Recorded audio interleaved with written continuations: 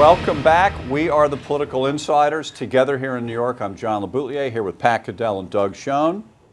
We're the first week after the unbelievable debate on Fox last Thursday night. One of the epic, would you not agree, Pat? One of the epic TV events in American political history. Get 24 million people watching it and 6 million on the first one.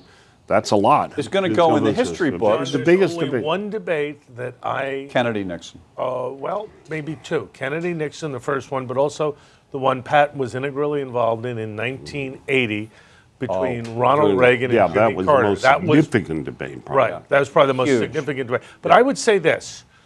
I think individually, I'll speak for us all, but you'll correct me. As usual. Exactly. We're here to aid. Again, and Once again. for those watching, the jealousy is palpable and it's justified. But that being said, I think I should make clear that I think we all had a sense that with 10 people on stage, it was going to be hard for the debate to rise to the level that, in fact, it did. It was an extraordinary debate. I think Pat said, or John, you said last night, that the Republican Party was the big winner. I think that's absolutely true. Undeniably true. Pat said to us via email, I think, as the thing got underway. He wrote to us and to Martin. No, this is unlike any debate we've ever seen. I agree with that. All right, so Pat, your thoughts? Well, I think look, all I have to do is think about the debates of 2012 and think about what I saw the other day. I mean, I've never seen a multi-candidate debate for 2 hours. I didn't want to snooze off in the middle of it, except this one. I didn't want to have any commercial breaks. Yeah. I wanted to keep going. But, you know, I mean, Trump was the issue, and they had all of that. But I think people helped themselves. And, of course, Carly Fiorina made a huge breakthrough by using the first debate and winning that so decisively and following up. Okay, so it's now 4 days later. We still don't have any numbers, real numbers. No polls, really. We had a thing yesterday on Meet the Press, NBC, that you guys think is fair. All right. Shows trends. I think the trends are Donald Trump holding his support, strongly polarizing, but holding his support. Rubio coming up, Carly Fiorina Ted Cruz. Ted Cruz coming up, and Jeb Bush and Scott Walker going down. I think, again, to quote our sage... In case it's going up. In case it's going up. Sage, Mr. Caddell, the right-wing anti-systemic forces clearly dominated public attention, which explains why the candidates played to the so-called base.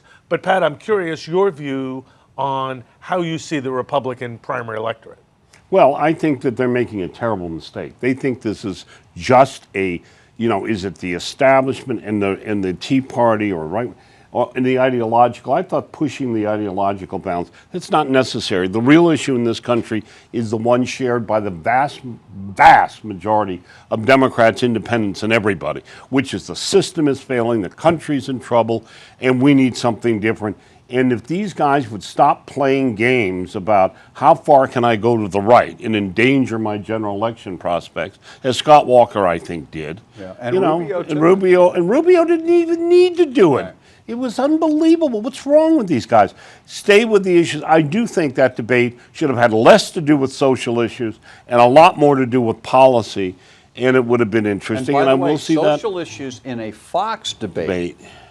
You know, in the CNN debate, which is the next one at the Reagan Library, those guys always push the social issues to nail the Republicans. And here's They're what really I would going say. to do What it. is startling to me as I think about it now is how little discussion in 2 hours there was on jobs and economic growth. Never asked Trump one question about it. Right.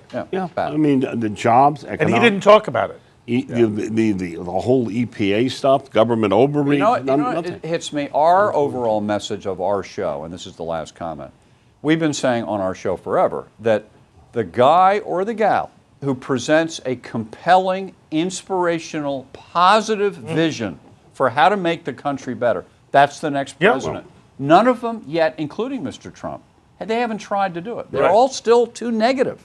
The country's going to hell. Great. Okay. How No. They're not even that. They don't even talk about that. I mean, John. He's John. They don't. Whoever you are. They don't talk about any of that stuff. Final point. Pat, in his successful presidential primary and general election campaigns, always had an overarching vision for his candidates. Yep. which ultimately proved to be compelling.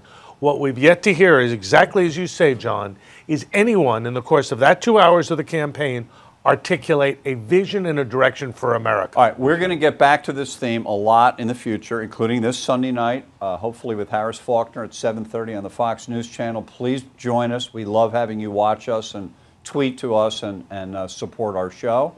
For Doug Schoen, Pat Caddell, I'm John Leboutiller. Have a great week.